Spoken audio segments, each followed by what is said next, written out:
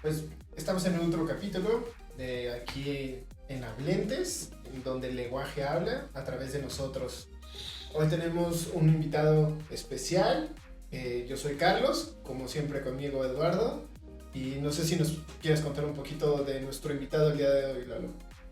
¿Qué tal? Bueno, pues muchas buenas tardes a todos, más bien, ahí me estoy trabando, pero bien, muchas gracias, Carlos. Pues bueno, Víctor es un amigo nuestro que llevo ahí algunos años de conocer.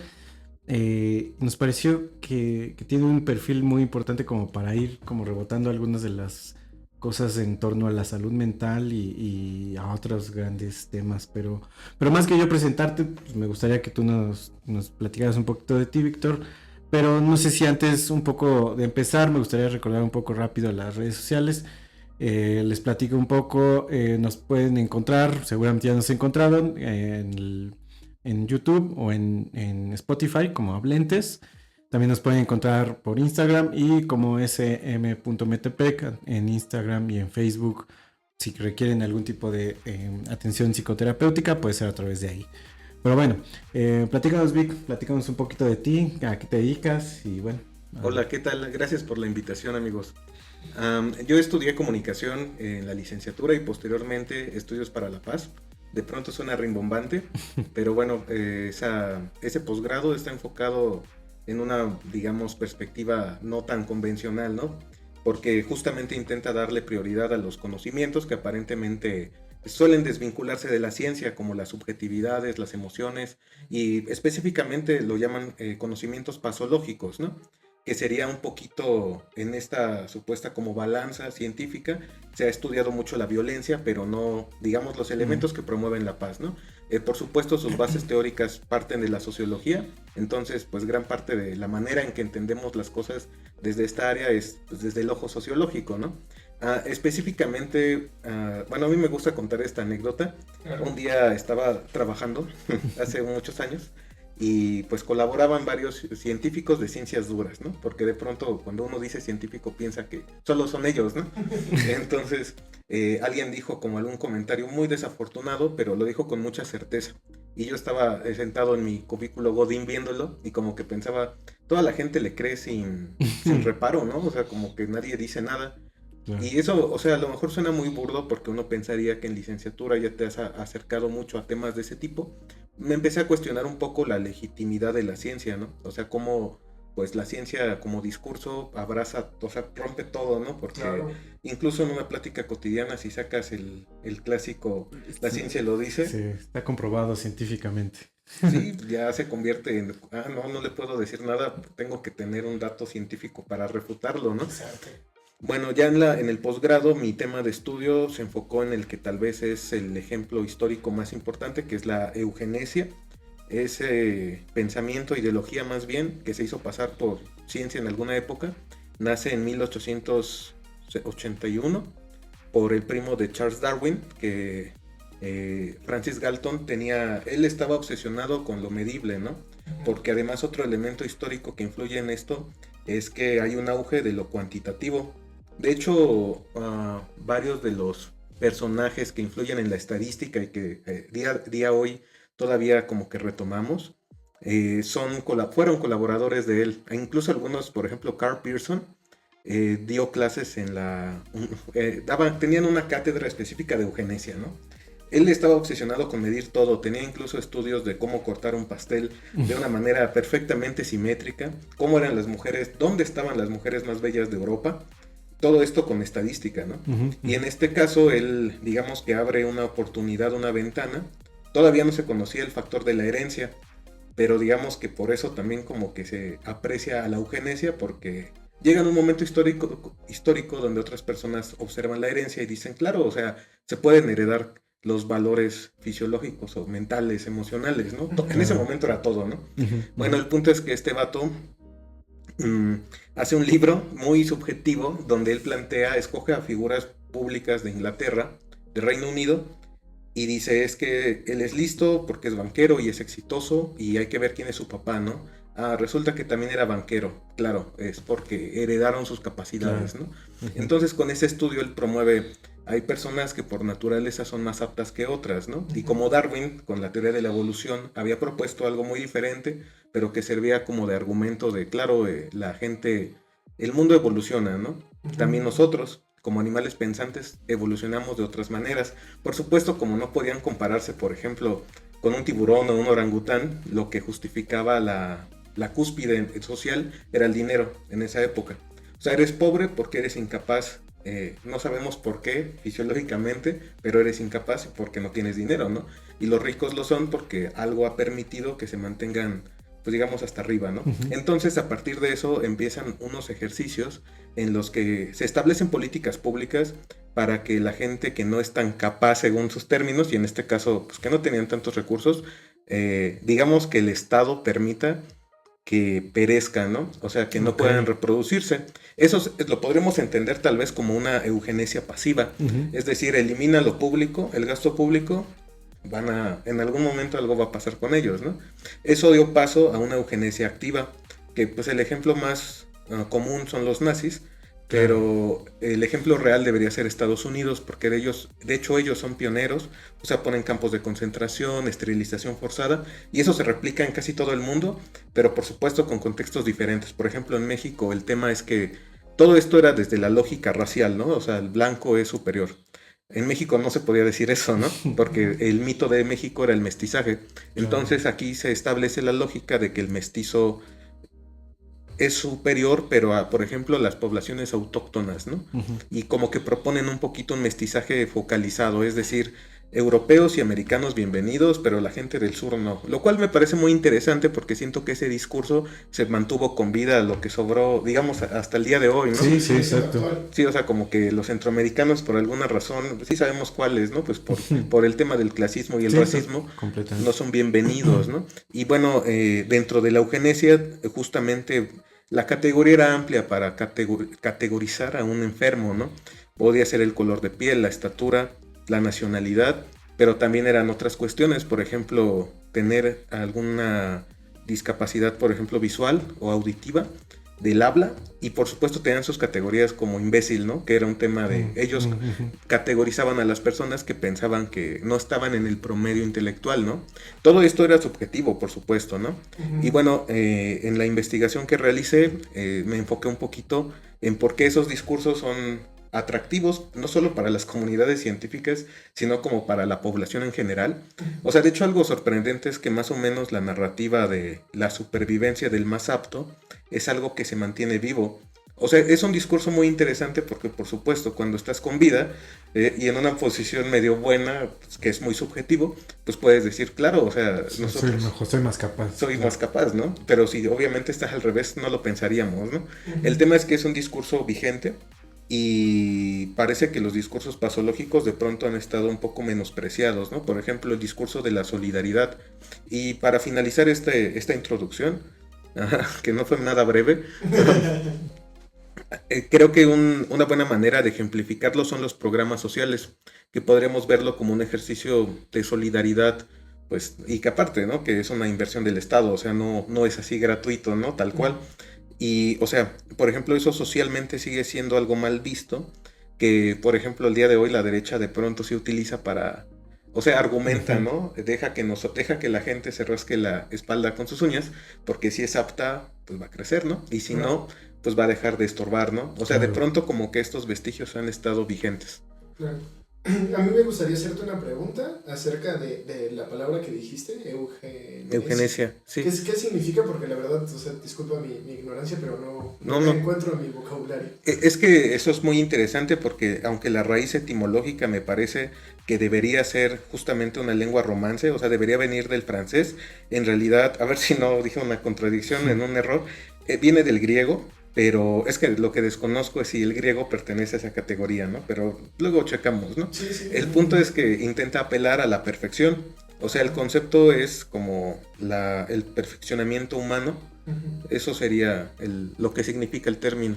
Ok, como alcanzar cierta perfectibilidad o ya llegar a acercarse a la perfección. Según ellos, sí, o sea, en esa época, porque yo creo que cada vez estamos más conscientes de eso, se podía llegar. O sea, en algún momento, ese es el proyecto nazi, ¿no? Claro. Y, por ejemplo, en Estados Unidos tienen su propio proyecto que es más mitológico o religioso que científico. El de, perdón, también se me olvidó el nombre, pero es una teoría que ellos tienen de que la migración está como quitando lo que para ellos naturalmente, por designio divino, les pertenece. Que es, me parece es algo como suplantamiento blanco. O sea, y por eso tienen como un recelo con la migración, porque la extrema derecha dice es que sí, nos están quitando, nosotros como muy, muy al tema fascista, Sí. esta lógica nacionalista de pronto, pues de que eso es algo divino para ellos, ¿no? O sea, por eso ellos creían en este ejercicio que sí podían lograrlo bajo sus términos, ¿no? Es muy arbitrario, pero pues ellos lo creían, ¿no? Oye, ¿cómo estaba pensando en... como que se me viene a la mente este tema que me parece que en filosofía le llaman suma, pero que yo también lo ubico como, como este tema del espíritu del tiempo, ¿no? De cómo cada época de la humanidad hace reflexión sobre ciertos aspectos. Y pensaba en cómo la superioridad y el progreso podría ser en general muy de esos momentos, ¿no? De salir de los 1800 y ir entrando a los 1900. Y pensaba en que, esa sería una pregunta, ¿qué tan relacionado está con este aspecto como tan positivista, ¿no? De estar persiguiendo el progreso, de avanzar y de cierta forma también despectivamente ver hacia atrás y hacia abajo a las explicaciones o a las comprensiones religiosas, místicas y metafísicas, como que me pareciera que de pronto es como una analogía en cuanto a las razas, que en cuanto al conocimiento, este tema como también un poco positivista. No sé si precisamente pensaba en esta palabra, ¿no? El Zeitgeist, ¿no? El espíritu del tiempo, de todo eso que está ahí acompañando a la humanidad, que se refleja tanto en el conocimiento como en la raza, ¿no? No sé si está relacionado con esta corriente. Sí, definitivamente creo que lo describes muy bien, o sea, por la misma época hay una influencia ideológica y sobre todo epistemológica del positivismo. El tema ahí que me parece importante hacer como un breve paréntesis es, por ejemplo, qué tanto algunos estados o países han podido sacarse esa espina, ¿no? Porque, por ejemplo, no sé, los personajes eugenistas por excelencia mexicanos eran médicos, ¿no? Y muchos de los hospitales que están nombrados con nombres que nosotros desconocemos son esos personajes, ¿no? Me llamaba mucho la atención. También quiero aclarar que no, o sea, en esta discusión no intento como atacarlos, porque muchos personajes históricos importantes siguieron la lógica eugénica. Por ejemplo, Tesla. Claro, y como hijos de su tiempo, ¿no? Sí, sin saber que estaba mal o que era es un transgresor. discurso atractivo, ¿no? Claro. Pensar que puedes perfeccionar algo y sobre todo la humanidad, ¿no? Y el positivismo, por supuesto, o sea, era la llave perfecta para esto, ¿no? Porque es comprobable. O sea, tú puedes medir cómo moral, mental y físicamente, anatómicamente, tu población está en un momento fuerte, ¿no? Y algo que me gustaría, digamos, hacer hincapié, que siento que es mucho de lo que mencionas y que por supuesto es contrario al positivismo, es que al final en este discurso es más fácil decir que es algo... El debate va a ser siempre natural entorno, ¿no? Entonces, naturaleza entorno. Yeah. Entonces, es más fácil decir que todo es la naturaleza, que existe el talento, que aceptar que las condiciones del entorno que podrían mejorar, ¿no? O sea, que claro, a lo mejor no hay tantos como este ejemplo un poquito burdo, ¿no? De cuántos Einstein hay en África, ¿no? Tal vez tendrían su propio nombre, ¿no? Y relevancia con sus características si tuvieran el apoyo en infraestructura, ¿no? Y el tema es ese, ¿no? Que de pronto todavía se sigue, la genética actual tiene también este debate de pronto de potenciar características, la búsqueda de potenciar características naturales. Y, o sea, digo, al final quienes tomarían las decisiones son otros, en contra, por ejemplo, de mejorar la educación, ¿no? O sea, claro, menos costoso, por cierto, ¿no?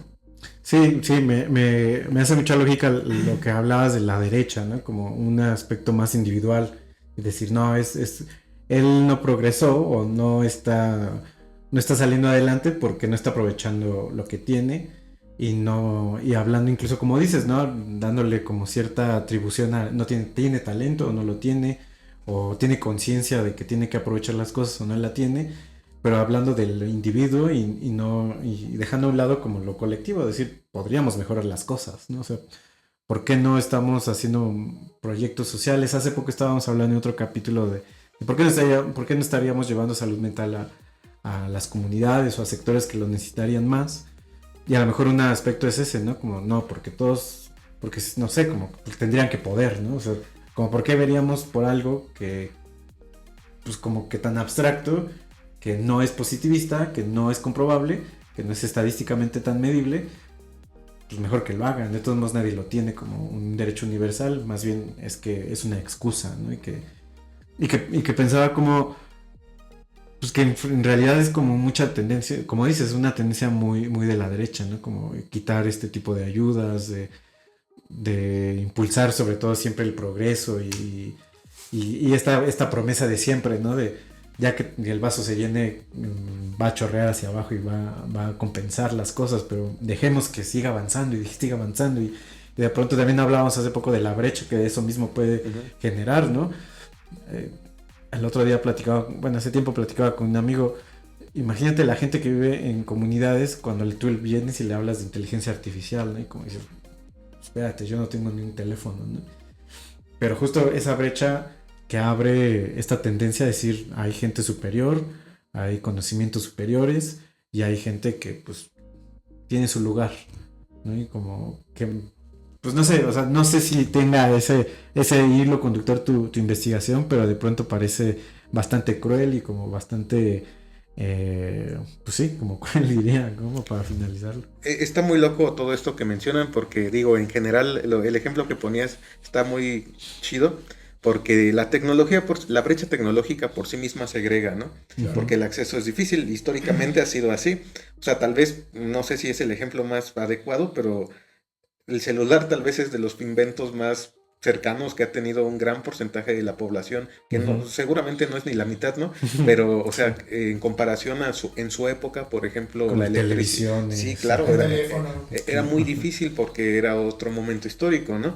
Pero, por ejemplo, pensaba en lo que mencionaban y hay un ejemplo en genética que está muy loco, bueno, a mí me pareció impresionante. Es un personaje público, no me acuerdo si es una actriz americana, creo que fue Angelina Jolie.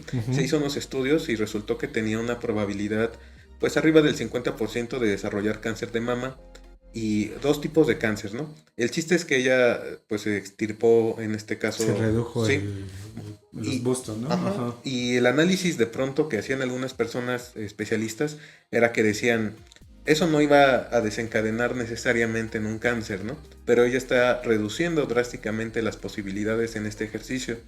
Que aquí hay que decir algo, ¿no? Pues tiene el dinero para hacerse el estudio, claro, y las operaciones y el acceso, ¿no? O sea, porque yo creo que los estudios vinculados a genética deben ser de lo más difícil que hay tecnológicamente hablando en un país. O sea, de por sí dicen que en países con la tecnología hay muy pocos especialistas para la población en general. Ahora en México más, ¿no? Y a eso iba a llegar, que uno de los temores, de pronto esta narrativa eugenésica se mantiene con vida porque no solo los comentarios, digamos, ya la ingeniería genética, crearon una técnica que se llama CRISP-CR, me parece. En pocas palabras, con una bacteria descubrieron que podían hacer mutaciones directas, ¿no? No es tan fácil, o sea, de hecho, se cuestiona mucho de pronto el uso del discurso para explicar esto, porque los que lo manejan dicen, no es así, pero te la acepto, ¿no? Porque más o menos tiene sentido. El tema es que esperan que se logre rápidamente. Cuando se pueda hacer, uno de los miedos de los comités de bioética, por ejemplo, es que va a evitar que alguien tenga a lo mejor. Si de por sí, en términos de ambiente, ya el tener dinero te facilita condiciones como la educación, ahora el supuesto talento, que es otro tema, si el talento es tan fácil de identificar genéticamente, ¿no? O sea, porque ¿qué sería el talento, no? O sea, tener agilidad mental, jugar rápido fútbol, memorizar, ser fuerte, a lo mejor sí, ¿no? Y hay mucha crítica y debate porque dicen, por ejemplo, ya existe el Ritalin, ¿no? Como esto lo vi yo, no sé, ustedes pueden comentarme qué tan cierto sea. Decía el especialista, es un fármaco que te ayuda a concentrarte, ¿no? Eso por sí mismo, éticamente hablando, ya es una ventaja. O sea, ¿por qué sería diferente a modificar una célula, ¿no? O sea, el tema es más complejo que eso, ¿no? Que poder acceder o no acceder a Ritalin. O sea, creo que la discusión está abierta porque lo que decían mucho también era que con esta capacidad de predecir un poco las características genéticas, que eso sí ya existe el día de hoy, digamos, como tecnología, dicen que se han dado un mayor número de abortos basados en características no deseadas. O sea, no tanto por enfermedades, sino como de acuerdo con lo que le dice el especialista, la familia toma la decisión de, pues no queremos, ¿no? Como Angelina Jolie también. Un buen ejemplo para el día de hoy. Sí, o sea, está interesante porque, o sea, lo que plantean estos comités de pronto es que es una discusión compleja, o sea, de tal vez ser un poquito más serios en qué quieres aceptar para tu descendencia, ¿no? Claro. E incluso el papel que va a jugar para, o sea, eso también suena bien distópico, ¿no? De estos niños, niñas que nazcan, cómo se van a percibir, ¿no? Si, digamos, van a tener condiciones diferentes a los que nacieron tradicionalmente, que yo me imagino que ya es un debate existente, por ejemplo, con los niños de probeta, ¿no? Desconozco si hay estudios en el tema, pero pues no sé si les causa algún tipo de problema emocional, ¿no? No lo sé, pero algo que ahorita estaba pensando, o sea, en un poco de lo que nos toca a nosotros desde el psicoanálisis, pensar a veces en torno a algo tan complejo como es el aborto, que los hijos no nacidos o la imagen de un bebé que asesinaste en la mente no es nada sencillo, ¿no? Cargar con eso el impacto emocional que conlleva un aborto es muy fuerte, muy grande, tanto para la madre, principalmente para la madre, dependiendo del perfil o la estructura mental del padre, probablemente también para el padre, pero es diferente. Pero cómo se puede llegar a ir al otro lado por la seguridad de que la ciencia te dice es buena idea, ¿no? Y me preguntaba eso, ahora que mencionaste este ejemplo, como ¿qué tanto podría ser un disfraz en la mente decir era buena idea, fue una buena decisión?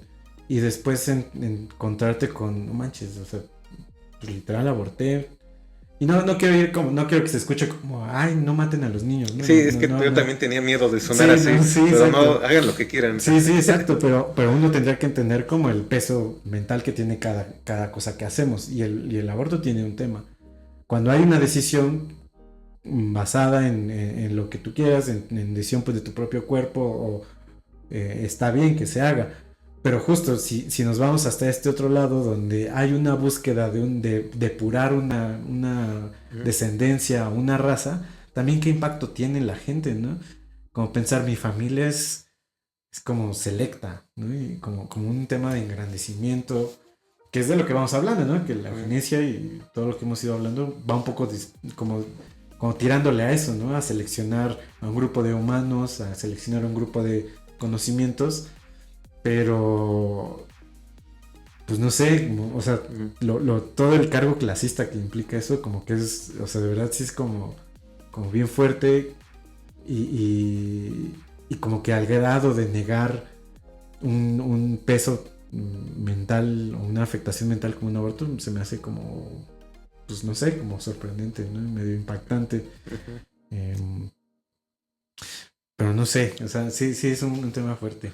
Tiene una carga además un poco, muy discriminativa en términos generales. Por ejemplo, en Canadá, algunos de los equipos de estudio que llevan este tema tienen la prioridad de trabajarlo con discapacidades, ¿no? O capacidades diferentes. Sí. Hay un tema ahí fuerte porque dicen, ok, ¿no? Para empezar, nombrar la enfermedad y la salud es un tema histórico contextual. O sea, la definición va a depender de dónde te encuentras, ¿no? Y señalar que es, digamos, algo irreversible o incorrecto es sumamente arbitrario, ¿no? O sea, el ejemplo que suelen poner es, por ejemplo, el síndrome de Down, ¿no? Claro. Que es una población activa, o sea, digamos, es que incluso intentar escoger las palabras para decirlo, según yo, como que va denotando un poquito, pues el sesgo tal vez incluso que uno capacitista que tiene, ¿no? Sí. O sea, de decir, es que son capaces de hacer las cosas y de, pues no, son seres vivos, ¿no? Y, o sea, y son seres humanos como cualquiera de nosotros, con otras capacidades y literalmente con otras capacidades, ¿no? Porque de pronto también esa expresión suena capacitista, ¿no? O sea, como Claro. no puede hacer lo mismo que nosotros, pero puede hacer otras cosas, ¿no? Es en un sentido mucho más abierto y yo diría que humano, ¿no?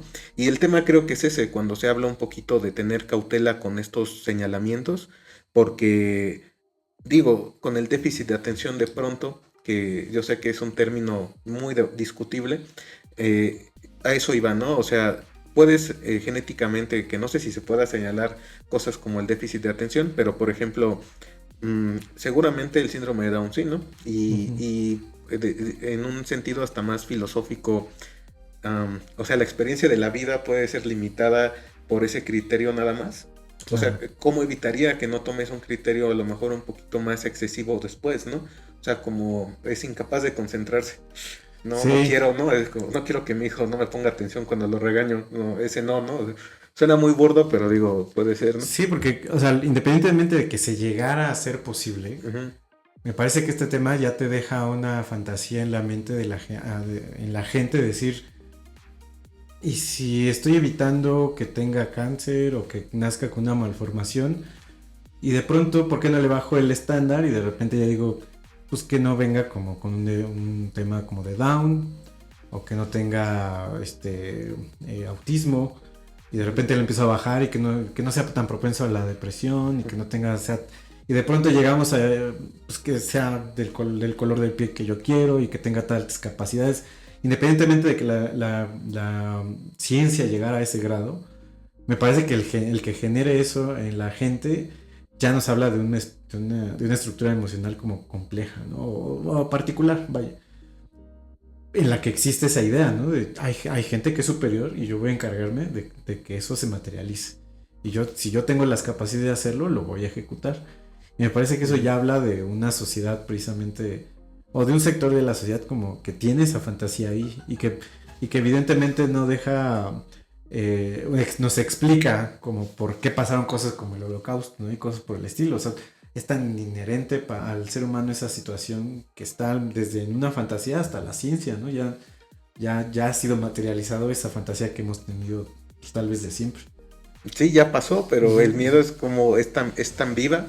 O sea, el holocausto que ocurrió en el siglo pasado fue motivado por ideas nacionalistas y un contexto que de pronto, si observas lo que pasa en el mundo, no está tan lejano, ¿no? De repetirse. La supremacía blanca sigue, digamos, Claro. en su momento fuerte. La derecha está regresando en varias partes del mundo, ¿no? Claro. Y pues esta idea de la jerarquización social, a lo mejor ya no vamos a hablar de jerarquía racial, ¿no? Pero sí creo que políticamente hablando hay discursos que vienen de ciertos sectores donde están dividiendo al... Imperialistas. Sí, claro, o sea, Ujú. porque al final sigue siendo un discurso existente, ¿no? Aquí tal vez el tema que a mí me llama mucho la atención es cómo tecnológicamente se va volviendo más viable, ¿no? O sea, y ahora con esta capacidad como de poder, o sea, de pensar como Lalo menciona, ¿no? Que en algún momento podamos decir, no quiero esto, ¿no?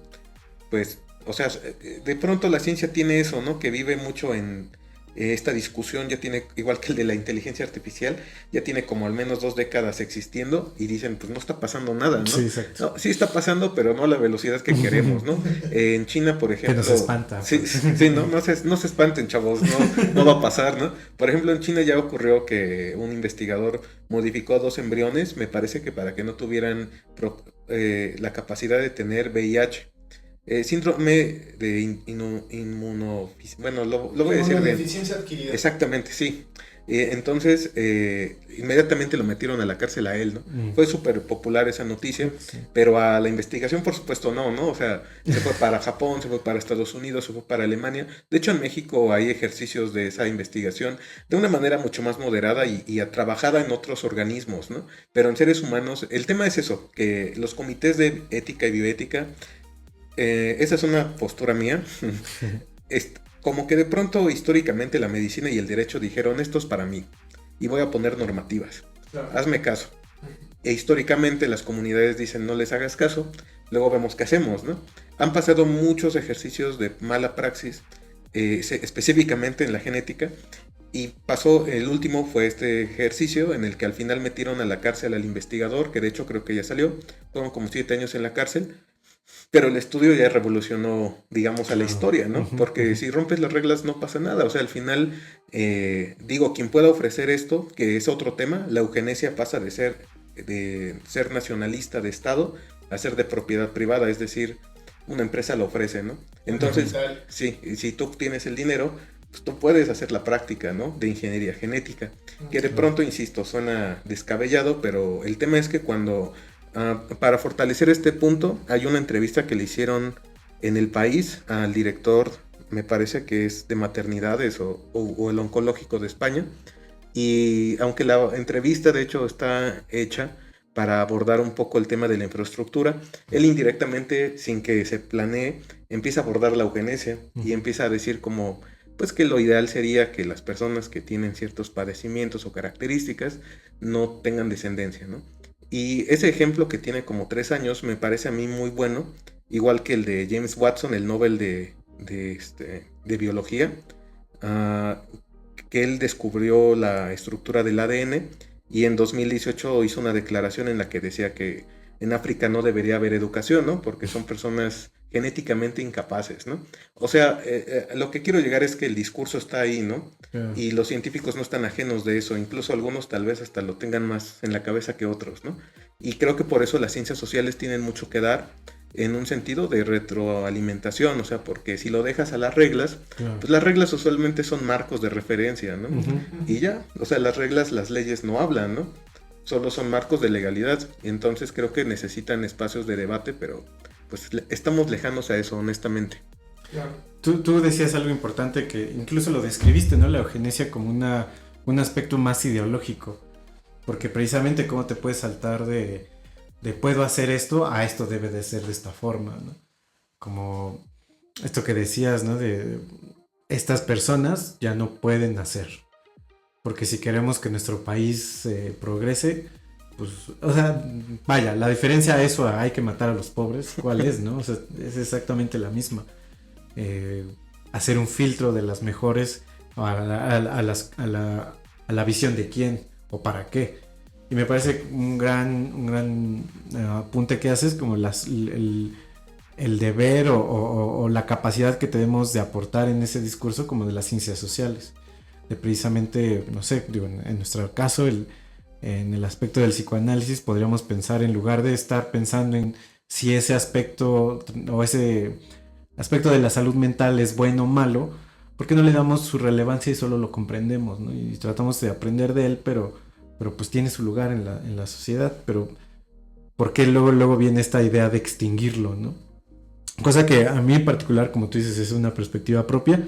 Eso es lo que a mí de pronto me hace cuestionarme situaciones como pensar, digo, a otra escala, más o menos lo que estamos diciendo ahorita, ¿por qué tendríamos que extinguir ciertos pensamientos que tiene nuestra mente en lugar de comprenderlos y darles su lugar para saber qué aprender de ellos, ¿no? Otras metodologías en torno a la psicoterapia que de pronto justo señalan siempre, ¿no? Como no dejes que estos pensamientos entren a tu mente y siempre tienes como educando a tu mente para dejarlos fuera, como pues al final es algo tuyo, ¿no? Como al final estás tratando de mandar un aspecto mental tuyo, primero le estás asignando algo que no es útil, que es malo y que lo tienes que ahí como aislar para poder tener las mejores capacidades siempre en línea, ¿no? Y como ahí estar tú funcionando todo el tiempo. Como que eso es lo que pensaba, ¿no? En realidad, ¿por qué las ciencias, el deber de las ciencias sociales en este aspecto, en cuanto a esta práctica, pues es dar más espacio a la comprensión, ¿no? A dignificar a la gente, pues, a la diversidad y no solo estar velando por un progreso o por una superioridad. Eh, y lamentablemente creo, como tú lo bien lo señalabas, que en realidad estamos del otro lado, ¿no? En esta sociedad, aunque no sea conscientemente, pues los avances, los debates, en realidad están al otro lado, ¿no? ¿Cómo le hacemos para mejorar? ¿Cómo le hacemos para ser mejor? Para nuestros errores disminuirlos, como para no equivocarnos, para cada vez estar más apegados a lo deseable, a lo más óptimo, a lo más aprovechable, ¿no? Eso me parece que, como dices, esa ideología está plasmada, aunque ya no directamente en filtrar y erradicar, pues sí está plasmada completamente en la sociedad actual. Está muy metida, y algo que me parece bueno para fortalecer lo que mencionas es que, o sea, el concepto de evolución, yo creo que si hacemos un ejercicio didáctico como en primarias e incluso universidades, pues inevitablemente lo vinculan con desarrollo, ¿no? O progreso. Claro. El concepto claramente dice adaptación, ¿no? E incluso pues mencionan los biólogos que la adaptación no tiene propósito a veces, o sea, no tiene por qué estar encajado en el campo semántico de utilidad, ¿no? Simplemente es como es que de pronto desarrollo también tendría que ver como con el flujo casi natural que va a tener un proceso, ¿no? Un objeto de estudio, pero no necesariamente con un propósito, ¿no? Con la idea de llegar a una cúspide. Y eso es bien peligroso porque de pronto creo que eso sí se ha clavado en la mente de las personas. Pensaba un poco como cuando vamos a ver a nuestros amiguis o amigos de reuniones navideñas, está como esta presión, ¿no? De tengo que tener algo de utilidad que decir, ¿no? Claro. O sea, debía haber hecho algo importante en el año, ¿no? ¿Qué hice Como en el año? Exacto. pero debe ser útil, ¿no? De estoy progresando, debo mostrar que progreso, ¿no? Hay como una obsesión de, como tú dices, ¿no? Sin entender tal vez que... Y pensaba un poco en esa imposición en las subjetividades, por ejemplo, de las personas con síndrome de Down, ¿no? O sea, ¿por qué la necesidad de pensar como ellos merecen la experiencia de vida de mi vida, ¿no? No la que ellos tienen. Y llevándolo a otro tema, en un tema de clasismo, ¿no? Es que el pobre piensa así porque es incapaz de entender otros escenarios que te dan las oportunidades diagonal dinero, ¿no? Es que no has viajado, ¿no? Es que no tienes estudios. O sea, también esta necedad como de pensar que ellos tienen que ver las cosas, la gente que no tiene esas oportunidades, con la gente que sí las tuvo, ¿no? O sea, que ellos pueden decidir, y perdón, para finalizar, como este meme de la banda de derecha que decía como que mi voto no vale el doble, ¿no? O sea, porque ellos no deberían votar, yo debería votar, porque yo sí sé lo que necesita el país, ¿no? Y de pronto esta lógica está muy insertada, ¿no? Solo iba a decir que me parecía como una idea de colonizar ciertas... O sea, sí, como hacer una colonización con tu perspectiva de la vida, ¿no? Como decir, la mía es la importante. Y yo tengo que ir a todos los lugares, todos los rincones de mi país o de mi sociedad o mi comunidad, explicándoles por qué la mía es la mejor, porque la historia me respalda y entonces tendrían que adaptarse, y quien no, pues entonces está borrado, ¿no? De aquí. Tanto en lo conocimiento, en lo económico, en lo genético y en todo. Creo que, o sea, todo esto que nos has platicado, pues como en la esencia logramos entender que justo está como muy insertada, ¿no? Está, no sé, para nada es, pues no sé, como que lo problematizas tantito y luego sale, ¿no? Está completamente ahí plasmado en todos lados. Sí, por supuesto, o sea, el discurso ahí está, ¿no? No somos ajenos a esta idea, o sea, para bien y mal, pues somos hijos de esta época, como mencionas, ¿no? O sea, habrá que ver tal vez que esa discusión, para empezar, se democratice, ¿no? O sea, que, digo, hablar de genética es algo complejo porque, de hecho, yo no recuerdo tal cual que en la prepa nos enseñaran, por ejemplo, cosas que no estuvieran en biología. O sea, en biología sí, pero tal vez ya como la genética en México tiene el INGEM, ¿no? Sí, pero así cosas especializadas, pues no. Y de pronto la discusión se va para otros lados, ¿no? Pero sí creo que sería importante aceptar un poco la validez de la subjetividad de otros grupos, ¿no? Completamente. Justo hablábamos hace poco con un antropólogo y precisamente hablábamos de eso, ¿no? De cómo la subjetividad de todas las comunidades tendrían que ser entendidas antes de pensar que yo que yo les voy a llevar algo que necesitan y que eso es lo que les va a ayudar. Que creo que justo es algo que siempre han hecho las ciencias sociales, la psicología comunitaria, social, también hizo mucho, nació precisamente a partir de eso, de pensar que los occidentales, o más bien como la tendencia occidental o americana, y yendo a lugares marginados, tenían la solución, ¿no? Y al darse cuenta que no funcionaba, que no pasaba nada, pues tuvieron que entender y darle como más validez al discurso de cada movimiento, de cada comunidad, y decir, bueno, para ayudarles hay que darle voz, hay que darle visibilidad a su voz, porque pues no hay ninguna que sea mejor que otra. Eso está padre, y eso me parece que lo conecta completamente con el psicoanálisis, ¿no? Pensar que la subjetividad de cada quien es completamente válida, y que no hay una idea de avance, como de un desarrollo, como tú lo decías, más pensado en biológico, ¿no?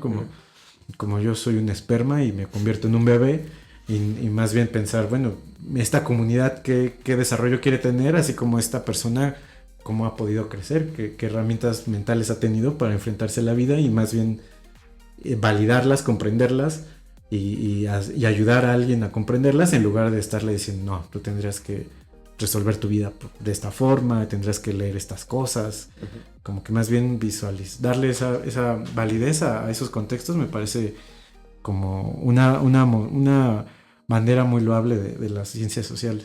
Sí, yo concuerdo totalmente. Me hiciste pensar un poco que en los episodios grises de México, justo en el tema de la eugenesia, la comunidad de eugenistas que lo estaba promoviendo apelaron a que no tenían que obligar a nadie. O sea, su objetivo, que incluso creo que es más lúgubre aún, era que la gente, para empezar, aceptara que era inferior y posteriormente decidiera por ellos mismos no reproducirse, ¿no? O sea, yo no te voy a esterilizar, tú vas a aceptar que tú no debes, ¿no?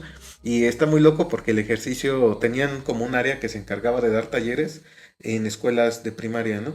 Y en la primaria, o sea, eso está muy cañón, como que promovían el valor de que la mujer era como el elemento clave porque ella podía decidir con quién reproducirse, ¿no?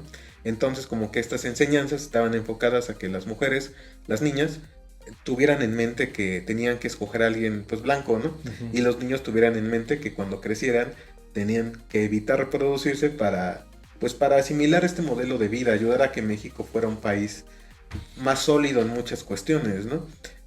O sea, me parece muy loco porque al final, por desgracia, siento que el ejercicio científico tiene mucho este tema, ¿no? Es como cuando veíamos, no sé si les pasó, ¿no? En las series, de pronto que promovían a Harvard, ¿no? Como el centro de excelencia del Claro. mundo, ¿no?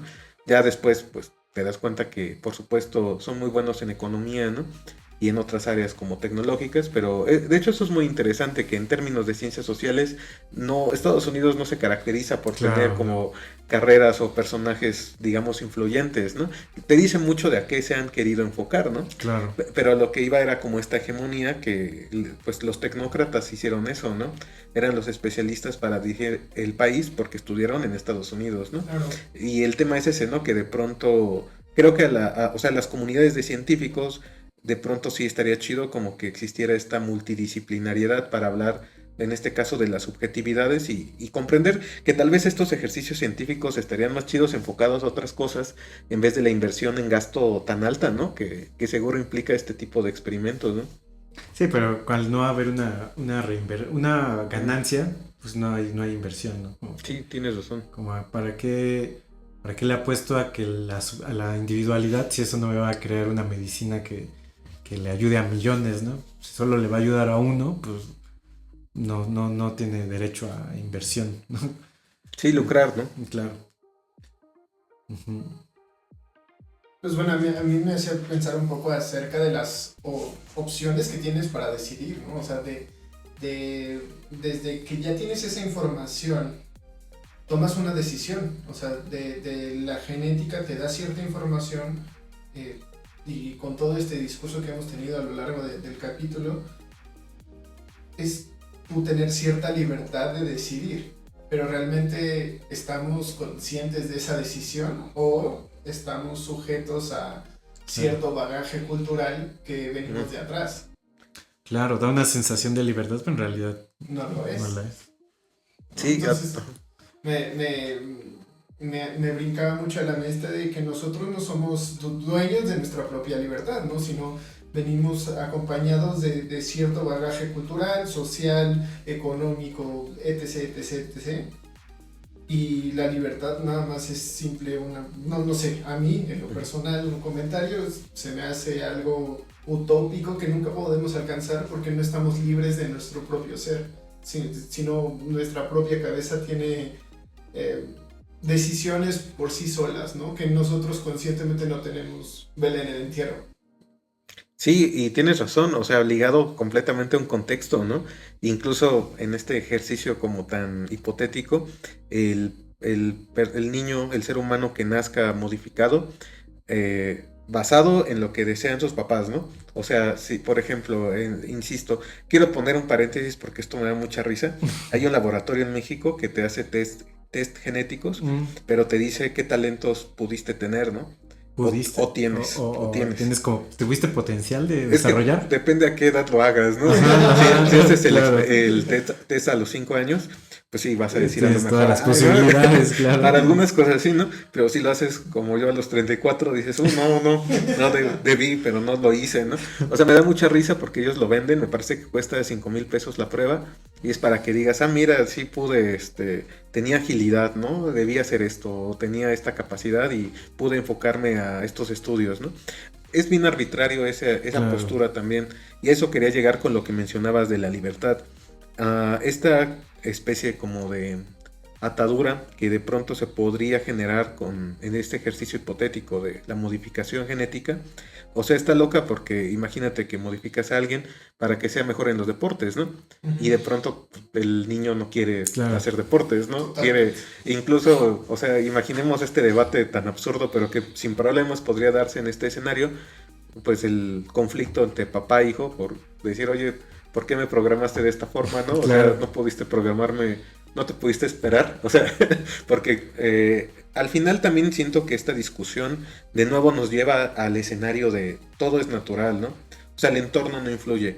Le quita mucho peso, por ejemplo, aquí seguramente me voy a escuchar como un señor, a la disciplina, ¿no? O sea, a lo que te puede dar un poco el conjunto de hábitos, el esfuerzo, etcétera, ¿no? Hay ciertas cosas que inevitablemente se van a detonar con el ambiente correcto. Por ejemplo, pues eso lo leí, me pueden confirmar si sí o no. Es que había leído por allí que no existe la demencia senil, ¿no? Que, bueno, eso había leído, que más bien es una categoría que con el tiempo inevitablemente se va a detonar en algunas personas por la edad.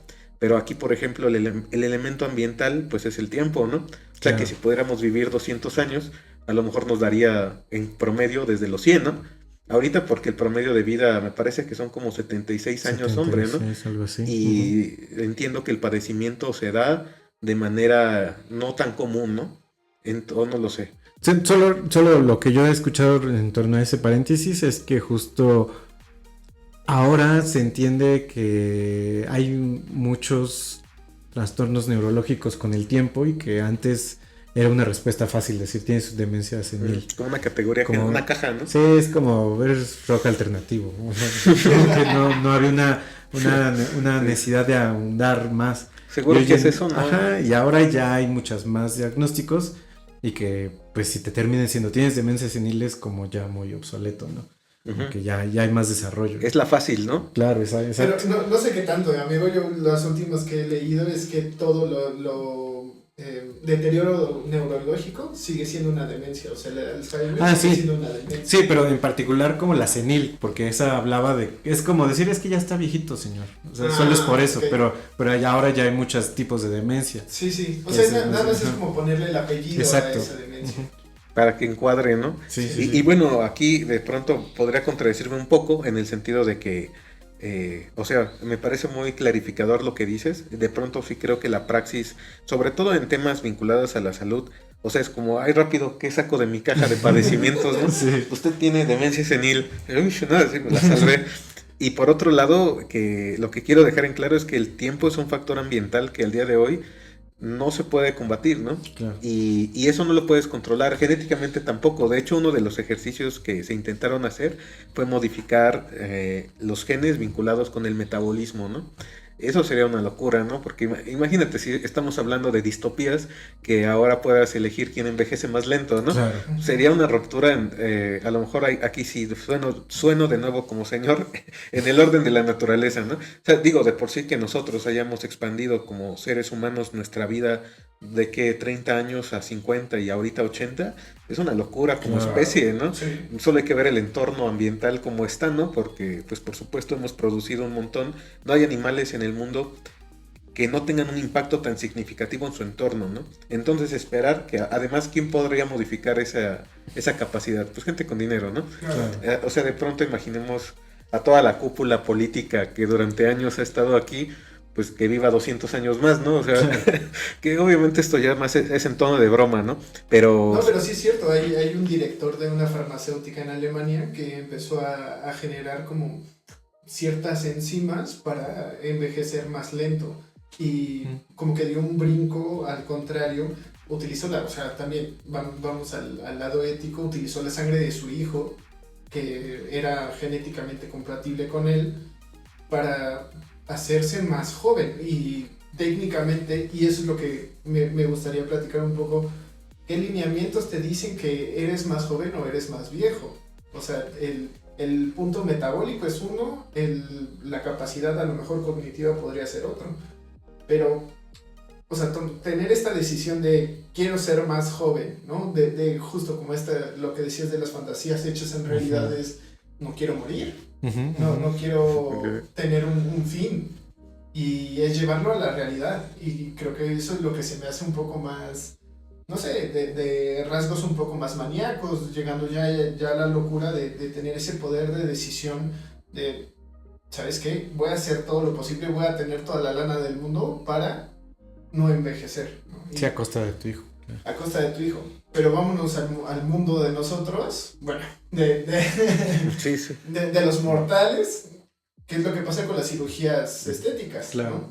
¿No? Me trato de cambiar a algo que aparenta ser otra cosa, pero al final es una decisión que yo estoy tomando sobre mi propio cuerpo, para aparentar no ser algo, ¿no?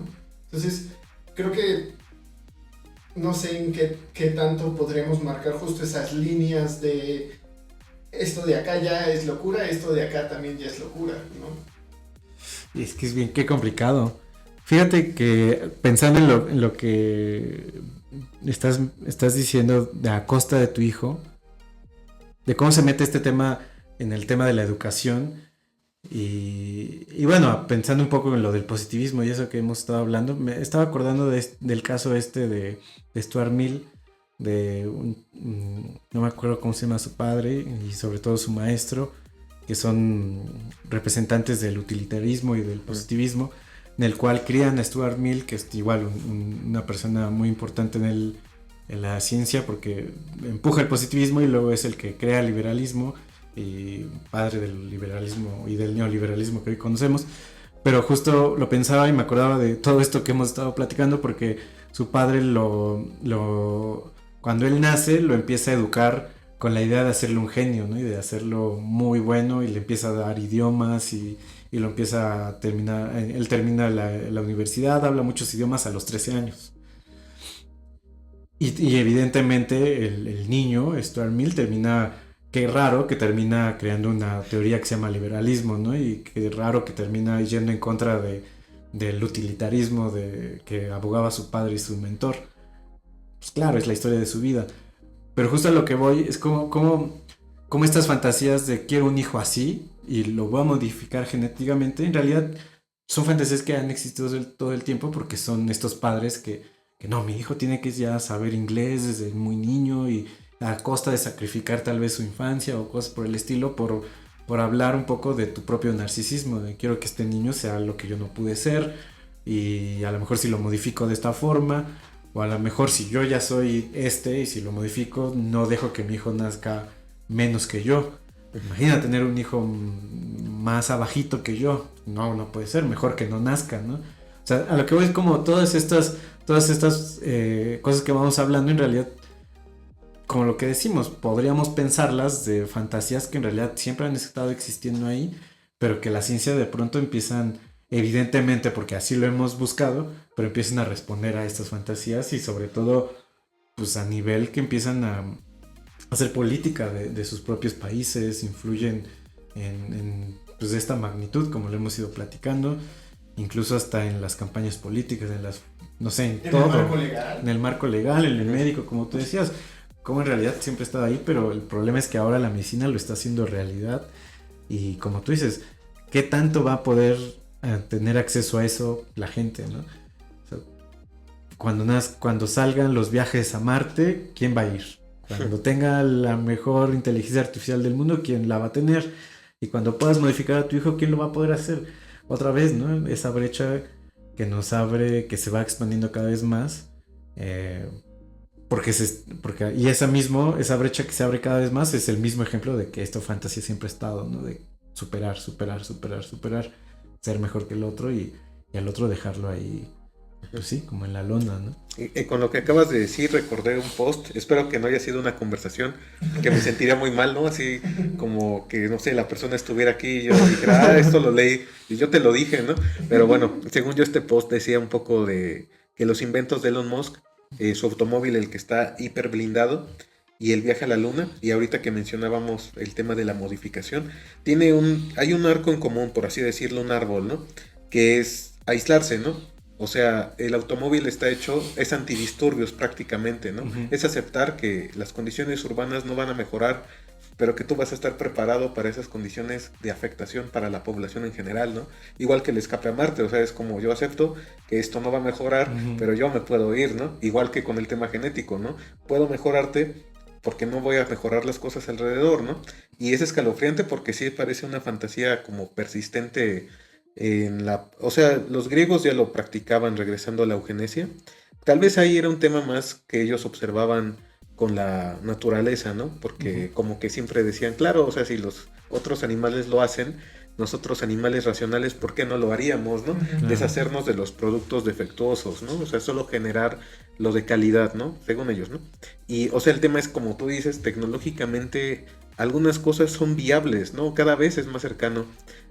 El tema aquí, por ejemplo, lo que sí puedo observar es cómo es en México, hay una brecha tecnológica aquí también, sobre todo en el tema de genética. O sea, estamos como un país periférico con la tecnología que podemos, ¿no? Uh-huh. Y a lo mejor cuando se empiecen a dar estos ejercicios, pues sí vamos a, o no sé si lo vamos a poder ver tan fácilmente, diferencias factibles, a lo mejor en resistencia a las enfermedades, ¿no? Claro. O cuestiones como desempeño deportivo, ¿no? Digo, está cañón porque habrá que esperar. Creo que al final, justamente, hay praxis ya hecha sin la necesidad de la tecnología que apela a la eugenesia, ¿no? Y creo que eso es lo más espantoso. O sea, por ejemplo, hay mucho, bueno, esto no es un mito, se supone que está estudiado. Muchos médicos en las sierras del sur, principalmente, esterilizan a las mujeres para que no tengan descendencia, ¿no? Obviamente lo hacen sin que ellas lo pidan, ¿no? Uh-huh. O sea, las atienden por algo y terminan con otro ejercicio, ¿no? Y de nuevo también es como este ejercicio en el que la persona se siente con la capacidad de decidir, pues, claro, que tú no tengas hijos porque claro, yo creo que tú no necesitas tenerlos, ¿no? Creo que la otra vez llegábamos a comentar algo similar con el tema de cómo yo llego por una gripa y el médico termina diciendo, no, lo que tú tienes es sobrepeso, ¿no? Pues, o sea, a lo mejor sí, pero... ¿Qué pregunté? Pues, pero pues, ¿qué pregunté, no? Como, ¿por qué tienes que decidir tú qué es lo que yo tengo que hacer? Y sobre todo, ¿por qué me estás orientando hacia allá? Y bueno, esa es una cosa, pero ya como dices, no, usted no tiene que tener hijos sin decirle, la voy a esterilizar. Eso está mucho más allá. Oye, y por ejemplo, esta es una pregunta ajena al tema de hoy, pero el otro día estaba pensando que, por ejemplo, si a una persona le dijéramos que vaya con varios médicos separados, ¿no?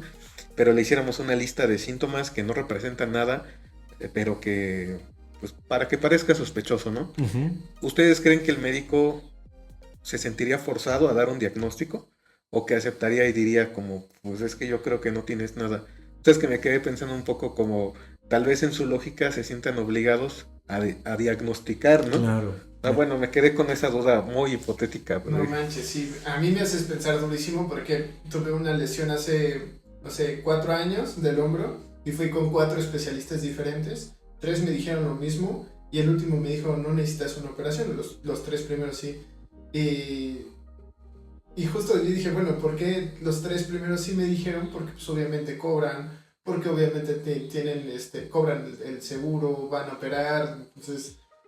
No sé, se arma una cierta estructura en donde pues ellos ganan, ¿no? El paciente realmente a lo mejor no explora otras posibilidades de tratamiento, sino, mira, esta y te quitas de todos.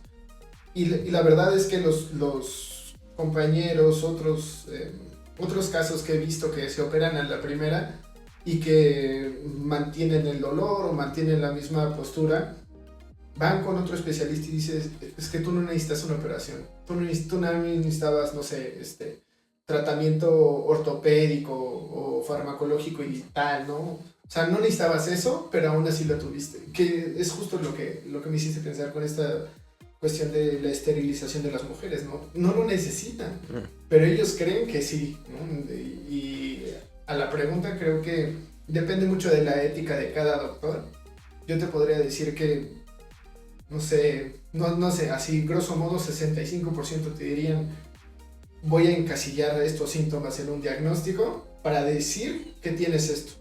Pero realmente es, y como lo hemos hablado en todos los capítulos, ¿no? El diagnóstico, al menos para, no sé, el gremio de psicoanalistas es una hipótesis que se va generando poco a poco y como toda hipótesis se evalúa y si no se reevalúa y dice, ¿sabes qué? Pues no era por allá, es por acá, ¿no? Y también los doctores hacen eso. No son diagnósticos así a rajatabla de solo tienes esto y ya, sino, bueno, vamos a ir explorando tal cosa, pero sí creo que culturalmente sí se sienten en la necesidad de ponerle un nombre a lo que el paciente tiene. Creo que también creo que es una herencia, ¿no? O una praxis muy de la medicina, ¿no? De decir, están acostumbrados o podríamos estar acostumbrados también para no salirme tan fácil de eso, pero podríamos estar muy acostumbrados a querer nombrar algo de una forma que conocemos y sobre todo creo que también para algunas personas, como decía Carlos, depende de la ética, pero a algunos me parece que podría ser una idea de, pues yo sé que tienes, ¿no? Como lo que decíamos, claro que lo voy a saber, ¿cómo no lo voy a saber? Es esto, evidentemente es esto, ¿no? Y creo que sí, eso es bien complicado y me hace pensar mucho en de pronto, al menos en el área de la psicología o del psicoanálisis, de pronto a nosotros mismos a veces hay que decir, esto no es de psicoanálisis, ¿no? Esto no le corresponde a lo cognitivo-conductual, esto no le corresponde a, no sé, ahorita mismo, a lo mejor ahorita no necesita usted una terapia, ¿no? Como de pronto es algo que nosotros desde nuestra trinchera sí se ve mucho, ¿no? Que a veces hay gente que no lo hace porque está operando sobre esta cosa, ¿no? El psicoanálisis te lo va a quitar. Alguna vez escuchaba como hay gente que insiste en curar tumores, cosas por el estilo a partir de la psicoterapia o del psicoanálisis, o lo platicábamos también en otro capítulo como un adicto no puede hacer mucho en una psicoterapia, ¿no? No puede haber un aspecto introspectivo mientras hay una dependencia a algo que no es algo como una droga, pues. Y hay gente que sí los toma, ¿no? Pero creo que tiene que ver con eso, esa tendencia a categorizar, y eso un poquito niveles, otra vez lo que decía hace rato, ese nivel de narcisismo, de decir, claro que yo lo sé, claro que yo te voy a curar y por supuesto, claro que vas a pagar por eso, ¿no? Y Freud lo decía con el furor curandis, claro, de claro. Querer curar a pesar del alcance que tienes con tus herramientas, con lo que sabes, con lo que tienes. Sí, justo, ¿no? Como Freud decía eso se planteaba en algún momento hasta cuándo la terapia es interminable, o sea, cuándo acaba una psicoterapia, ¿no? O un psicoanálisis, y justo él decía eso, ¿no? Pues nunca acaba, ¿no? Acaba directamente cuando deja de ir a la terapia, pero el psicoanálisis, la psicoterapia, el proceso, lo que él llamaba la cura, sigue en la persona como ya interiorizado, y tú tienes que tener el momento ideal para decir, hasta aquí pude yo. Como ya no voy a ponerme justo como en este furor curandis de, no, y es que eso lo tengo que curar yo. Pues hay cosas que no va a curar, pero es tan difícil, me parece que es tan subjetivo. Sí, y que la gente, y que creo que en nuestra sociedad es tan difícil que la gente piense eso, ¿no? Como, no es para mí, yo no voy a ayudar, mejor lo canalizo. De pronto es bien fácil, aquí, yo te ayudo. Con lo que estaban platicando, es que me hicieron pensar mucho en el texto que les iba a decir hace rato. Uh-huh. La persona que lo escribe empieza a explicar un poco cómo fue su vida, ¿no? Que creo que este tipo de libros que yo denomino, o sea, no sé si así lo vendan en el estante de autoayuda, como que tienen esa temática, ¿no? De yo fui un drogadicto que tuve 7 dolores, pero por suerte, depende el enfoque, ¿no? Si es religioso, pues por Dios, y si no es religioso, por sí mismo, pues logró salir, ¿no? El punto es que él habla un poco de sí, y después no dice bien dónde, pero dice que estudió, es psicoanalista, ¿no? Y según él hace la terapia a través del lenguaje. Y cita, me parece que a Lacan, ajá. Entonces él empieza como a plantear su propia historia de vida y a decir como por qué tenía problemáticas con sus padres, ¿no? En el libro como que él maneja que la clave siempre va a ser intergeneracional, como para tus problemáticas, ¿no? La que tú identifiques. El punto que a mí me llamó la atención y relaciono con lo que estabas platicando es que voy a poner un ejemplo que es el que me acuerdo, ¿no? No tanto porque crea que es el relevante, ¿no? Hablaba de una persona que me parece que cuando tenía como episodios de ansiedad fuerte, tenía síntomas fisiológicos muy marcados, como que le daba mucho frío o temblaba, ¿no? Entonces esta persona en el ejercicio descubre que su bisabuela falleció en un episodio en el que se quedó fuera de su casa y eran muy pobres y pues la temperatura hizo que muriera y como que su mamá, bueno, la persona que estuviera cercana y que pudiera heredar el trauma, fue testigo de eso y como que entonces digamos que empieza a detonarle algo, ¿no? Y digamos que yo dije, voy a hacerte caso, ¿no? O sea, voy a creerte. Pero algo que me llamaba mucho la atención y que creo que se puede vincular a un tema mucho más realista, es que yo decía, ¿y cómo sabes que ese es el trauma, ¿no? O sea, porque él como que decía, con eso, o sea, todo se solucionó, ¿no? Pone otros ejemplos, por supuesto, vinculados a sucesos similares, pero yo o sea, y esa pregunta que les hago no es tanto para el libro, ¿no? Sino como que decía, o sea, incluso desde otras perspectivas, el paciente o el analista, o sea, ¿cómo saben que ese es? Porque es lo que tú mencionabas, que es un ejercicio constante, ¿no? O sea, como que las herramientas, el ejercicio que realiza el paciente y el analista es tan profundo que en algún momento él puede estarse observando, ¿no? Y como que entender. Pero yo pensaba un poco de cómo la cultura popular lo encasilla como a una cosa, ¿no? Así como en House, sí. Era un palillo que estaba en el estómago. De pronto en la cultura popular el psicoanálisis es como era el papá, ¿no? O sea, siempre fue el papá. Y ahora está curado, ¿no? O sea, solo les digo mi duda porque me parece jocoso. Y también como este tipo de cosa que existe un poco en la mente de los usuarios, ¿no? Sí. Me hiciste recordar, solo no recuerdo el nombre, si es Otto Rank o Ferenczi, algunos de los, bueno, no diría discípulos, de los colaboradores de Freud, que en algún momento precisamente Freud dice como que él no tiene razón, pero te digo, no me recuerdo si es Otto Rank o Ferenczi, pero lo que él decía es que hacía una analogía, ¿no? Como que había que encontrar el trauma que iniciaba el síntoma y hacía una analogía como en una casa que se prendió fuego, uno tendría que llegar a entender cuál fue el origen y apagar ese origen y así se apagaría la casa. Vaya, es así como esta analogía la hace Freud, dice, eso que ellos están diciendo es como si yo te dijera que quiero apagar un incendio metiéndome a la casa en fuego y apago el origen y la casa se va a apagar, ¿no? Entonces él como que hace esa analogía como medio de burla incluso, criticando mucho esa tendencia que tú dices de que hay un solo trauma, ¿no? Y que si lo llegamos a encontrar, ese se soluciona, que claro que habla mucho de esta caricatura que hemos hablado incluso aquí en el podcast de lo caricaturizado que está, sobre todo aquí en México, el tema de la psicoterapia y no se diga el tema del psicoanálisis. En América Latina, o sea, como que está muy centrado la caricatura del analista, sentado atrás con su pipa, su suétercito y el paciente recostado. Sí, y eso, o sea, pues claro que no hay un origen único, ¿no? O sea, y es lo que platicábamos un poco con el tema del furor curandis, esta como emoción por curar todo, que justo es la que Freud en algún momento dice, hay que aprender como a olvidarse de eso, porque en algún momento si tú te enganchas a, no, es que debe haber un trauma, un único trauma, un suceso que lo desencadenó todo, estás hablando más de tu postura como psicoterapeuta, como psicoanalista, diciendo tengo que encontrar, como si fuera una investigación, estuvieras obsesionado y en realidad el paciente tal vez ya está en el momento de cerrar la terapia.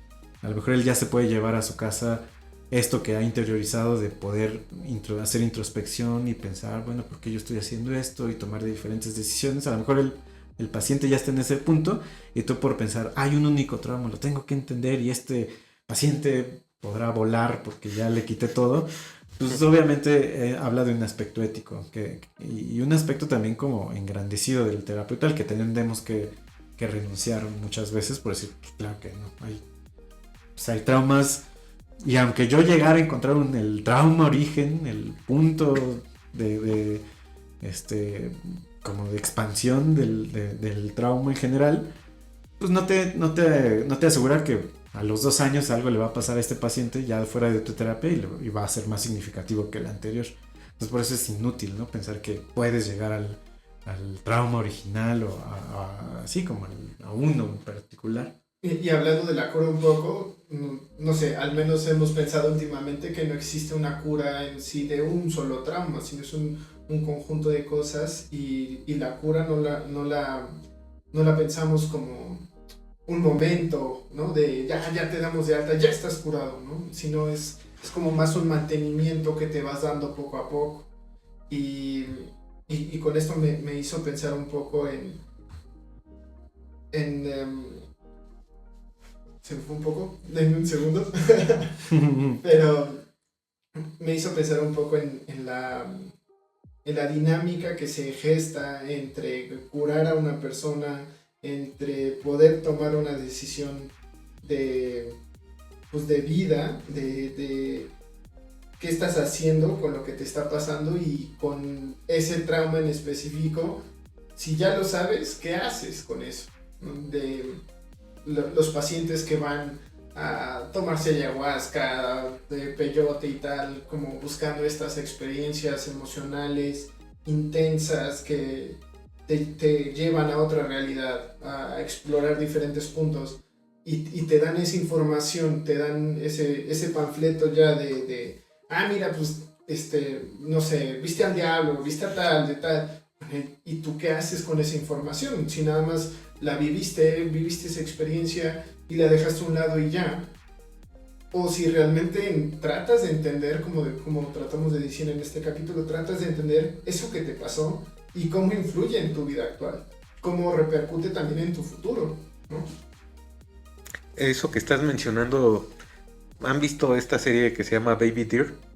No. Entonces no puedo decirles el ejemplo. Bueno, me hacía pensar un poco, no voy a decir la situación de la serie, pero siento que algo que te plantean muy superficialmente es que los temas de sanación, como algunos los llaman, que creo que tal vez puede ser desde otra perspectiva la terapia profesional o como pues, tal vez el ejercicio que alguien haga por sí solo, la sanación, ¿no? Como estarse observando y qué siento y eso.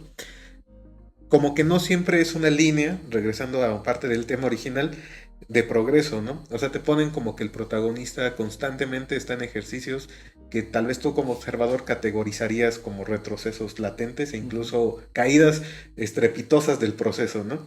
Y yo cuando veía la serie como que, digo, no lo he analizado y no es que lo hiciera con mi círculo o conmigo, pero sí pensaba, claro, o sea, el desarrollo de una persona que quiere tratarse de una situación no necesariamente va a estar exento, ¿no? No es tan idealizado como se ha hecho de pensar como, ya salió por esa puerta, y así ustedes ponen con una crayola en la pared otro ángel salvado, ¿no? O sea, porque, o sea, lo que voy es eso, que se ha idealizado como, claro, ya salí de terapia, estoy listo para todo, sí, ¿no?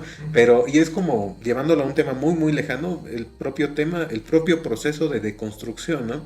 O sea, de pensar que alguien está deconstruido con un muy mal ejemplo, como, no sé, ¿no? Aquellas personas que tomaron una conferencia obligada en su trabajo de sensibilidad de género, así se llamaba, ¿no? Sí. Porque obviamente género casi siempre es confundido como solo hablar, no sé, por ejemplo, de feminismo, ¿no? Que es un tema mucho más amplio, ¿no? Claro. Pero a lo que voy es eso, o sea, que de pronto estas idealizaciones como que nos confunden, ¿no? Porque nos hacen creer. Yo he ido al psicólogo y, o sea, por ejemplo, a mí lo que me dijo, se llama Azucena, fue como que un día le dije, bueno, ¿y cuándo voy a saber cuando esté bien, no? Y ella me dijo, pues es que, o sea, no me dijo así como, tú lo vas a sentir, ¿no? Sino que me dijo, creo que los procesos que quisimos tratar están bien y ya, O sea, porque yo le preguntaba como, bueno, ¿y puedo venir a verte de vez en cuando para hablar? Y ella me decía, no, porque profesionalmente ya terminamos lo que tú querías abordar y está bien. Y como que me dijo, tienes las herramientas para hacerlo tú mismo, chido. O sea, y no era tanto porque yo deseara como, ay, quiero venir a platicar con Azucena todos los viernes, ¿no? Sino como que dije, ya, yo no sabía que, o sea, de pronto siento que también uno como usuario necesitas esa orientación del especialista, ¿no? O sea, que sea sincero a decirte el proceso es hasta cierto punto tuyo, ahí se termina, ¿no? Y no tanto, no sé si haya casos de mala praxis donde te lo estiran, ¿no? Sí, totalmente. Sí. ¿No? O sea, depende de cada metodología o cada marco teórico que maneja cada proceso terapéutico. En el psicoanálisis pensamos mucho más como justo ponerse de acuerdo de alguna forma, ¿no? Como uno como analista empieza a darse cuenta de los avances del paciente y se empieza a dar cuenta que tal vez es el momento y nosotros lo introducimos de alguna forma, se encuentra la forma de introducirlo.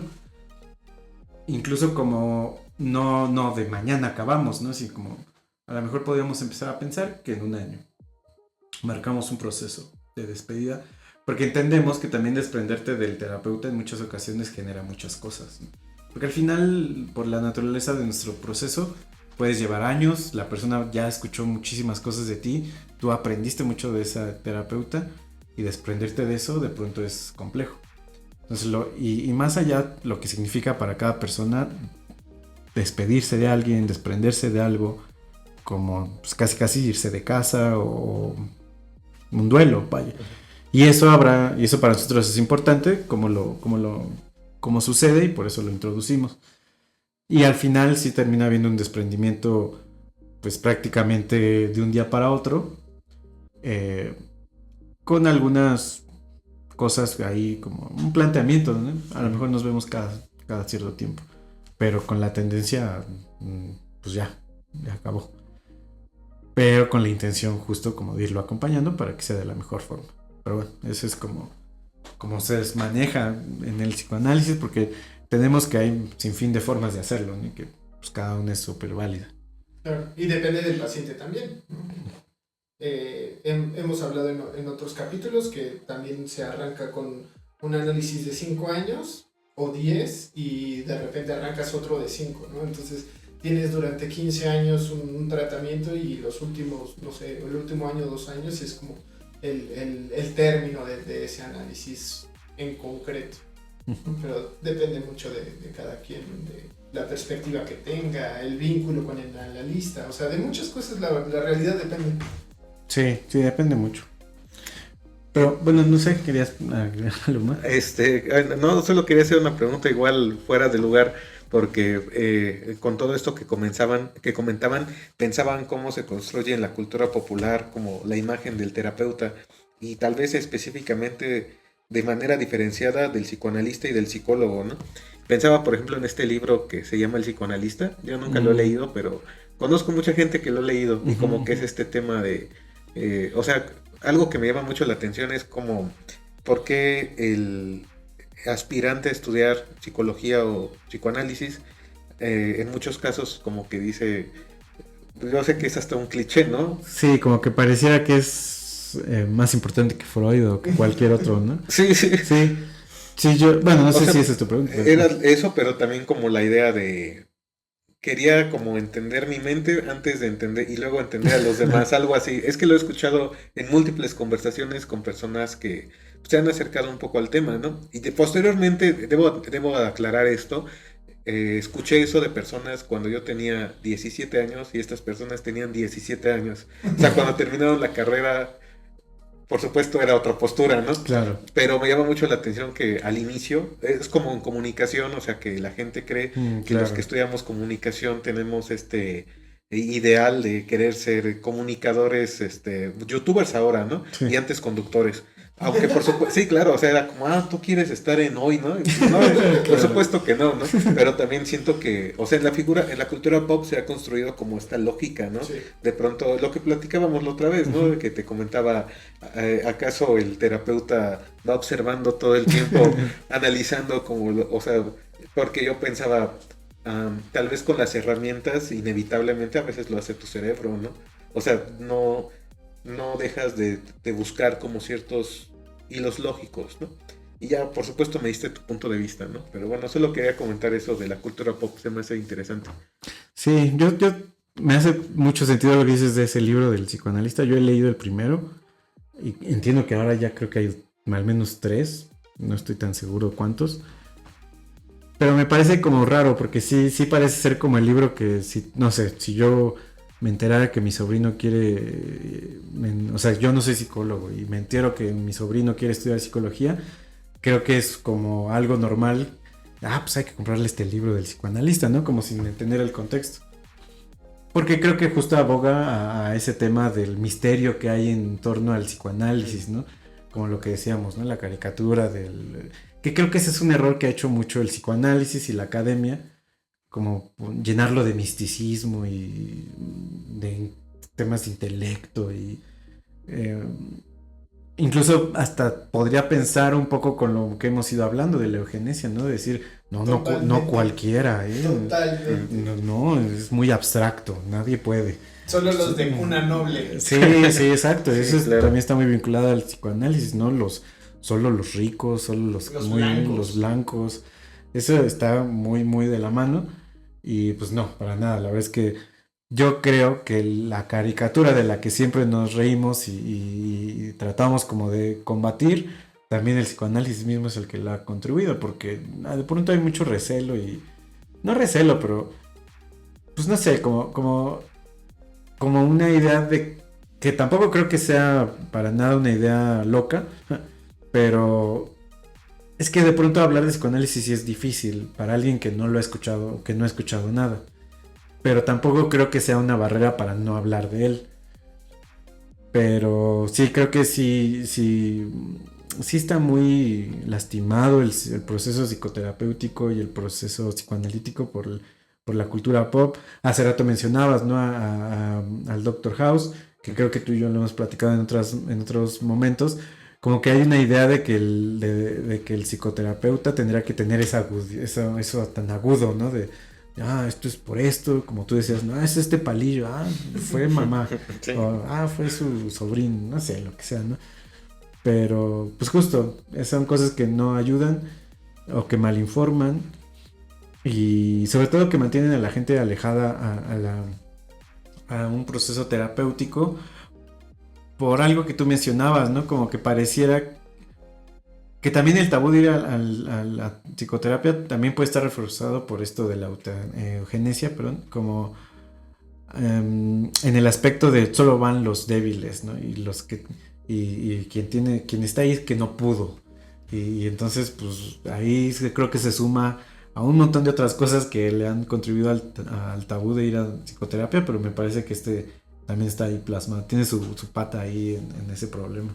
Estaba pensando en lo que mencionan y, o sea, creo que estos ejercicios como el podcast están súper chidos porque una deuda pendiente en general de la ciencia es divulgarla, ¿no? Y por ejemplo, ahí habría algo que me llama mucho la atención, igual como un breve paréntesis de lo que iba a decir, es como la divulgación se suele comprender como vamos al parque a poner modelos del sistema planetario, eso es divulgar, ¿no? Hoy divulgamos a una figura del átomo de 1930, aunque ya cambió, porque eso también, ¿no? La representación. Y no divulgar es eso, justamente de pronto llevar el debate a la población, ¿no?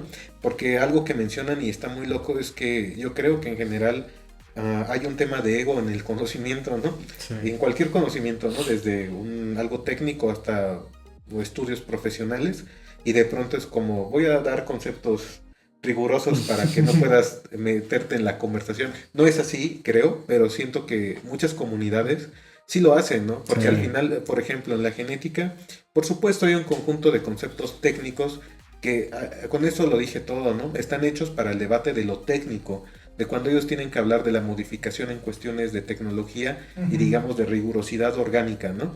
Pero no para el debate teórico, donde sí pueden suavizarlo y decir como, puedo tener una plática con un sociólogo, ¿no? O con un psicólogo y con un antropólogo y vamos a decir, este invento, ¿qué efectos tendría socialmente, ¿no? O sea, la población está preparada, tiene el acceso, y no, más bien es como, pues vamos a seguir hablando en nuestra rigurosidad para que estos chavos no se acerquen y pues que el debate nunca exista, ¿no?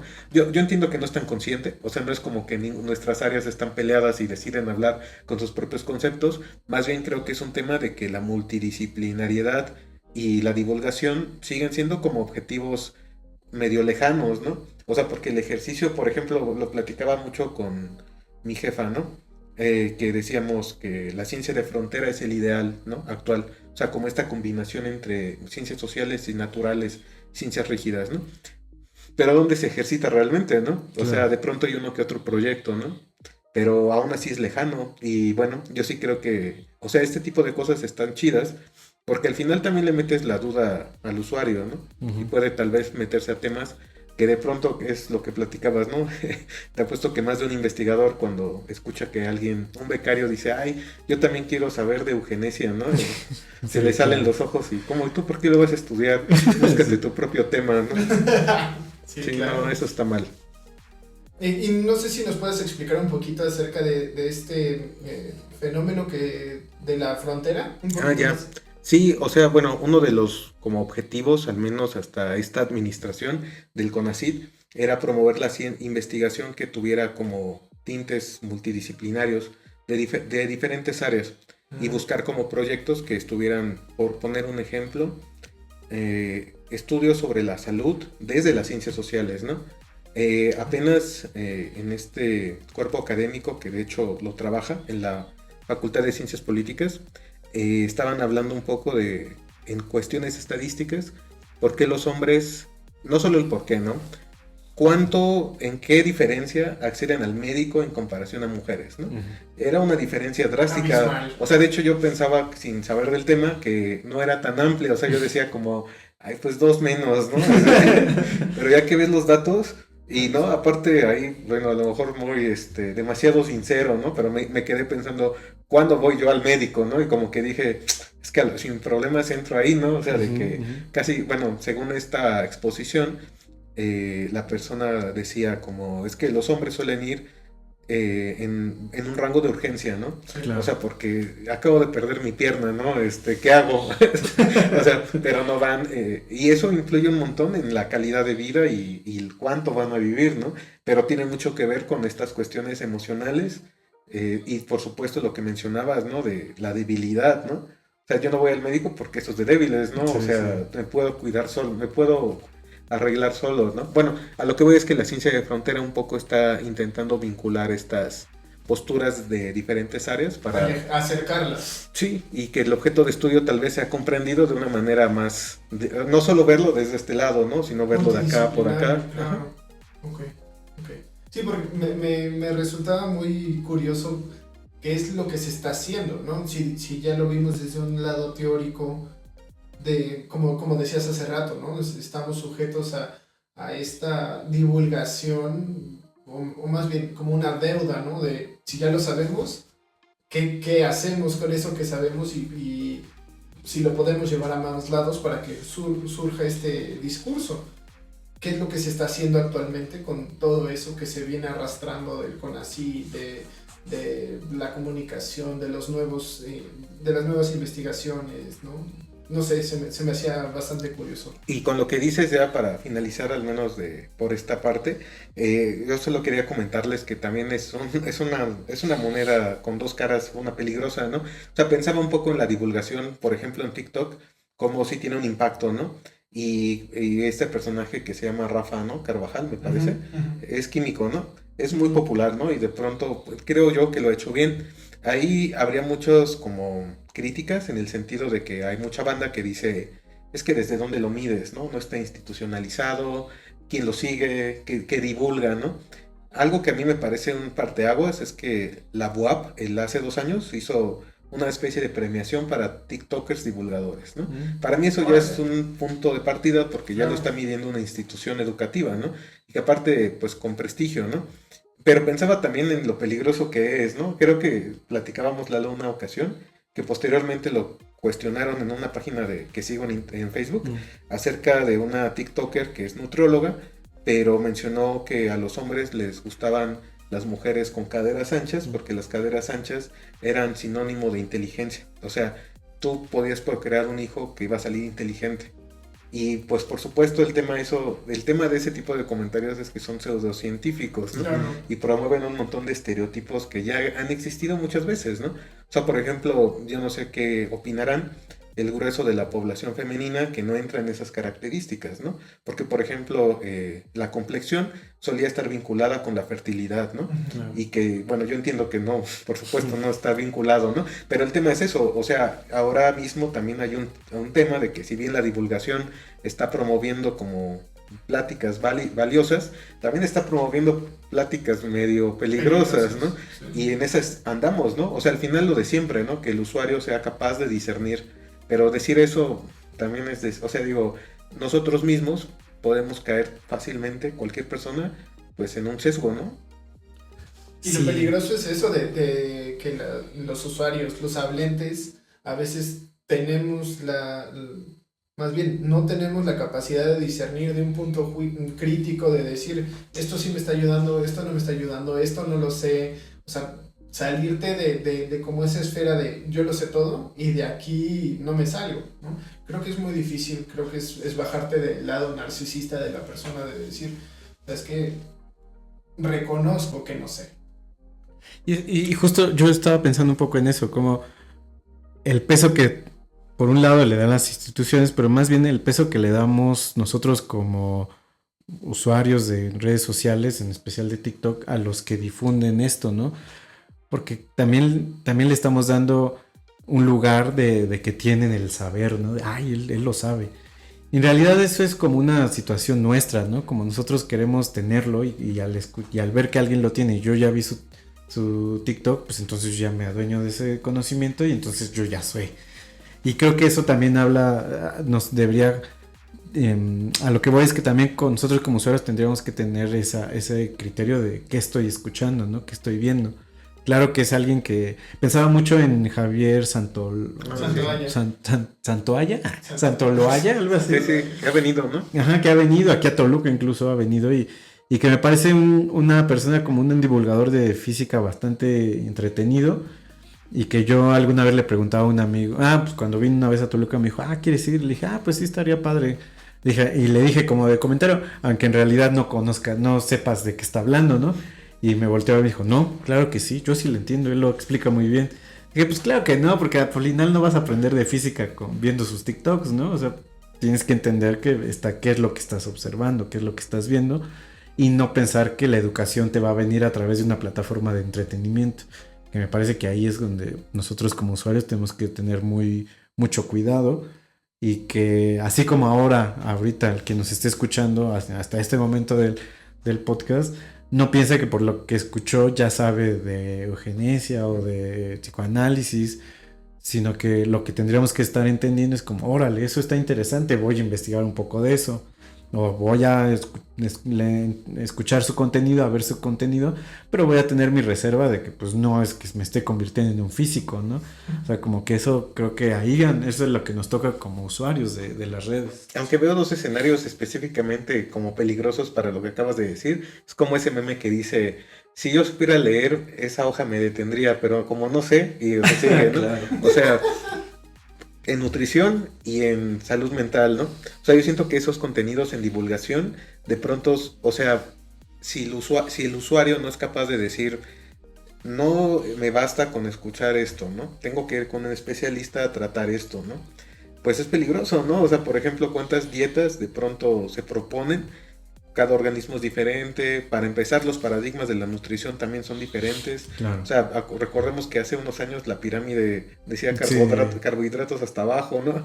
Y ahora ha cambiado, ¿no? O sea, y el tema es eso también con la salud mental, ¿no? O sea, lo que platicábamos de el arco de las señales de narcisismo, ¿no? O sea, de que, bueno, al menos a mí me inundó, pero luego vi que a más personas, como yo creo que sí era un algoritmo ahí que estaba como promoviendo cierto contenido, a lo mejor por una cuestión económica, porque es un tema, digamos, morboso, ¿no? Sí. O sea, estoy con un narcisista, me está manipulando, yo soy un narcisista, estoy manipulando a los demás, y de pronto es como top 10 banderas rojas, ¿no? O sea, y a lo que voy es eso que también platicábamos un día, ¿no? O sea, que como usuario se me hizo jocoso este TikTok, pero no voy a basar como mi postura o tal vez cuestionarme esto. Mejor voy con un terapeuta, ¿no? Sí, pensaba lo seguido que pasa eso, ¿no? Y cómo pasaba en otros momentos. Porque no sé si yo incluso caí en eso en algún momento, pero sé que hay mucho de eso en la sociedad, incluso cuando te vas acercando a las ciencias sociales, que de pronto hay como una tendencia a escuchar cierta música y entonces ya decir, yo ya soy contestatario, ya soy de izquierda, cuando en realidad mucha gente a veces no se acerca. Que justo creo que sería eso, que de pronto habría que tener en cuenta, no me tengo que quedar en lo superficial, porque lo que estoy viendo como divulgación es precisamente, es divulgación, no es la ciencia, no es el tratado que está... O sea, es solo algo superficial para que yo pueda acercarme y pueda enterarme de que existe, pero es mi deber ya adentrarme, ¿no? Como que me parece un ejemplo similar como cuando me quejo de que, pues no sé, como hay ciertos podcasts que parecen vulgares y, ¿por qué son tan exitosos? Debería haber podcasts como educativos exitosos. Pues sí, pero ahí están en realidad, más bien el tema es que nadie los está escuchando. Pero pues al final no, la responsabilidad como nosotros como usuarios también está en eso, ¿no? Saber pues, ¿qué contenido consumes? ¿Qué contenido consumes y para qué sirve el contenido que estás consumiendo? Si este es divulgación, sirve para esto, y si este es entretenimiento, sirve para esto, pero para nada es una formación claro, de la universidad académica. Ajá, exacto. Sí, y pensaba un poco en esto que decías y vinculaba con lo que platicábamos hace rato de esta necedad. Todo se resume a eso, ¿no? Incluso la derecha. Esta necedad de que quiero que vivas como yo te diga, ¿no? O sea, sí, esta orientación sexual, estos objetivos, escucha estos contenidos, ¿no? O sea, porque pensaba un poco y tienes toda la razón. Los podcasts vulgares no tendrían por qué, pueden convivir con los podcasts de ciencia, ¿no? Y tú puedes consumir ambos y no pasa nada, ¿no? Pero es esta lógica como de, ¿qué está pasando, no? Y, por ejemplo, lo pensaba un poco que aquí yo creo que su audiencia me puede agarrar a tomatazos, pero en los índices de lectura, ¿no? Porque para variar leía que este año ha bajado más, ¿no? Pero un día lo platicaba con mi hermano y él me decía como que había leído algunos mangas, ¿no? Y yo le decía como, bueno, pero como que le hice una pregunta muy ingenua y le dije, pero es que no es un libro, ¿no? Y él me dijo, pero entonces, ¿cuál es la diferencia, no? Y como que dije, pues sí, o sea, ¿cuál es la diferencia en términos, por ejemplo, de novela? Que ambas son ficciones con un argumento y etcétera, o sea, y pensaba en eso, ¿no? Dije, pero es que también, a mí me gusta leer, pero tal vez el consumo de contenidos, incluso lógicamente ya no está pasando por la lectura, ¿no? O sea, ya está pasando por los podcasts, ya está pasando por las películas, por los videos, ¿no? Los videoblogs. Y tal vez también hay que apuntar a eso, ¿no? O sea, de que sí creo que los libros son básicos en muchos sentidos. Y yo no creo que, o sea, tengo esta idea también ingenua de que no van a desaparecer, ¿no? Pero aún así, o sea, a lo que voy es que no sé si necesariamente ese estándar de lectura menos es un foco rojo, ¿no? Porque, por ejemplo, algo que le preocupaba mucho a la población hasta hace 6 años era que no estaba politizada el debate en México, ¿no? Ya lo está. Uh-huh. Con esta administración se politizó más que nunca. Tampoco estaban felices, ¿no? Porque no estaban hablando o apoyando a quien querían, ¿no? Sí, o sea, lo que voy es que no necesariamente es un foco rojo, o no lo sé. Habría que ver, ¿no? Bueno, se me hace complejo. Yo pensaba de eso, de cómo ha descendido el índice de lectura. También pensaba que se clasifica como leer, ¿no? Precisamente, qué tipo de libros. ¿Cuántas páginas? Porque pensaba incluso, y eso lo reflexionaba alguna vez con algún maestro, que me decía, pues tú cuando te formas, no lees libros completos para tus clases, lees a veces un capítulo, 2 capítulos, 3 capítulos, o a veces sí lees todo el libro a lo largo de todo el semestre. Pero ¿por qué no...? O sea, pero pues al final eso es formativo. ¿Por qué de pronto se le juzga tanto a la gente que lee un libro y no lo acaba, ¿no? Uh-huh. O que agarra un libro y dice, este libro de teoría me gusta, pero solo quiero leer este capítulo, y lo agarra. O sea, eso no es leer. Creo que al final también me parecería que algo que podríamos... una perspectiva que podría impulsar la lectura en la cultura popular es precisamente como, pues lee lo que sea, uh-huh. Lee algo que te guste, lee poquito, cómprate muchos libros y lee uno y los demás ya no, nada más tenerlos ahí. O sea, creo que de pronto hay como una cultura de si no leíste un libro de 300, eso no es leer, ¿no? Y si no leíste 15 libros en el año, eso no es leer. Como de, pues no manches, pues dale. O sea, la gente no va a leer de 0 libros a 15 en un año, ¿no? O sea, tenemos que encontrar formas y la gente se tiene que ir familiarizando con la lectura de una forma más amigable y menos como exigente y menos estricta. Y también pensaba cómo se idealiza, ¿no? En lo que mencionas, porque todo eso implica como también entrar en esto que decía, creo que es Eduardo Galeano, ¿no? Del intelectual, que él decía que era un concepto deplorable, ¿no? Porque también pues es ajeno como al grosso de la población, ¿no? Tiene otras necesidades, sobre todo mentales, ¿no? O sea, de que el que lee mucho es como, él come allá porque él tiene otros objetivos, él no disfruta de cosas comunes, ¿no? Pero en esta idealización recordaba un poco esta narrativa que es que suena neta como a estos comentarios, pues ñoños, ¿no? Que decían, ¿sabes cómo Colombia acabó con el narcotráfico?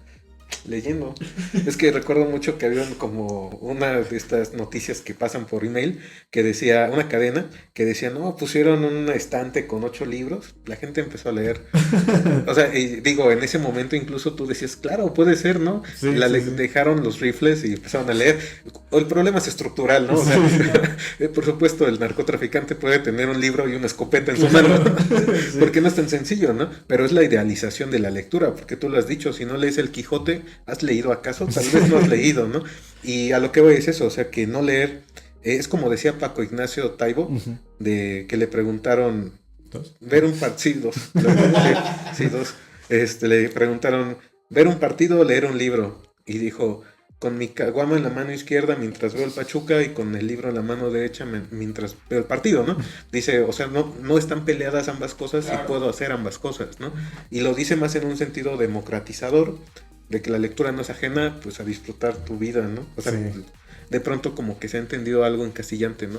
Pero creo que también es una cuestión económica, que hay muchas personas que no tienen la posibilidad de leer un libro porque no tienen tiempo para hacerlo. O sea, claro, ¿dónde encuentras un momento, dónde encuentras una hora que puedes invertir para moverte, desplazarte o trabajar una hora extra a invertírsela en leer, ¿no? Entonces, sí creo que depende mucho, y más en el grosso de la población mexicana, que es tan grande, estos operadores o trabajadores que pues escarban sus minutos, ¿no?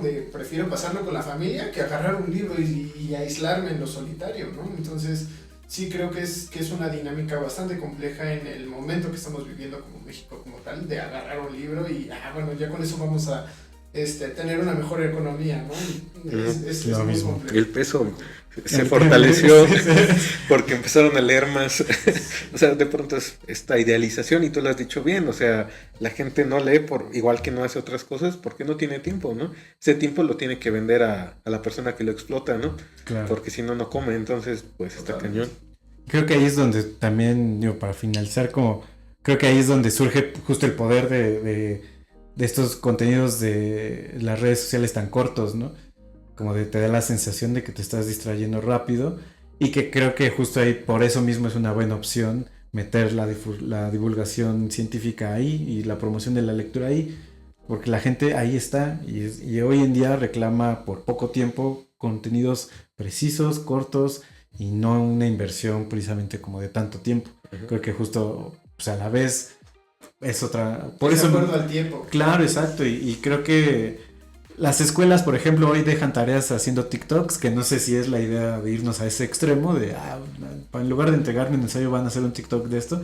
No sé si esa es la opción, pero me parece que tampoco tendríamos que dejar a las redes que satanizarlo, sí, ¿no? satanizarlas, ¿no? Y habría formas de utilizarlo. Es como vi unas tareas que dejaban en Chile, hacer memes de un libro, pero estaban bien chidos. Sí, o sea, eso está padre. Porque aparte de hacer un meme de un libro es creativo, es condensar, y es entenderlo, sí, porque exacto. solo puedes hacer un meme de algo que manejas en algún nivel, ¿no? Pero por supuesto conciso, creativo, y o sea, se me hizo una buena transición lúdica, ¿no? Pero pues también hay este miedo, ¿no? De la tecnología. Pero condensando, creo que para cerrando, creo que tiene que ver mucho con esta idealización de esto es lo que sí se sabe y lo vamos a medir en un examen, no en forma de producción de conocimiento, sino en capacidad de retención de la información, ¿no? De estos exámenes de opción múltiple que te dan la respuesta, pero no te hace un proceso crítico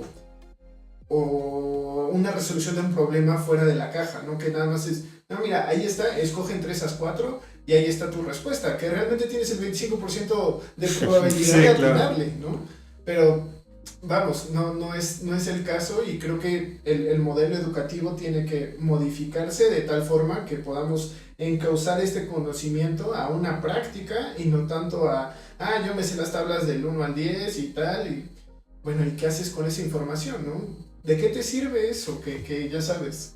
No sé, es que no sé, no, sí, incluso el meme, ya para finalizar también de mi parte, de otro día sin saber utilizar el trinomio cuadrado perfecto, ¿no? Eso aplica a muchos niveles, incluso con nuestras profesiones, ¿no? Otro día sin usar la agenda setting, ¿no? Que es de comunicación. O sea, yo no sé, los periódicos, en un ejercicio realista, esta teoría como que propone que se hace un sesgo en el que se prioriza por diversos intereses contextuales, sea políticos, económicos, las noticias, ¿no? Entonces como que el orden y las que escoges tienen una lógica, ¿no? Claro. Que tiene un impacto poblacional. Habría que ver qué pasa, cómo se aplica eso al TikTok, ¿no? Porque quién sabe cuántos usuarios leen periódico y cuántos ven noticias en TikTok, ¿no? Bueno, el punto es que, o sea, mucha banda puede salir de comunicación sin recordarlo y sin ejercerlo jamás, ¿no? Porque tal vez, o sea, lo que hay que recordar, creo, es que la educación justo te da herramientas tal vez como para estar construyéndote constantemente y comprendiendo, ¿no? O sea, como que flexibiliza un poco el aprendizaje y punto, ¿no? Y nos hace especialistas de algo así chiquito, ¿no? Pero Exacto. nada más, ¿no? Sí, totalmente. Pues bueno, te queremos agradecer muchísimo, Víctor, por este tiempo. Muy grato esta plática, este contenido, este episodio, la verdad me llena mucho, me llevo muchas preguntas también para resolver después. Y nada más recordarle nuestras redes, nos pueden encontrar en Facebook y en Instagram como sm.metepec.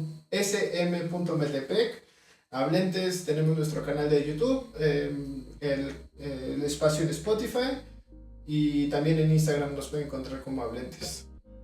Pues sí, eso. Muchas gracias a los que escucharon hasta acá. Gracias, Víctor. Como siempre, una gran conversación. Y pues nada, los invitamos a que sigan en nuestra segunda temporada con más invitados. Y pues también coméntenos qué les gustaría escuchar y qué les llamó la atención del capítulo de hoy. Hasta luego.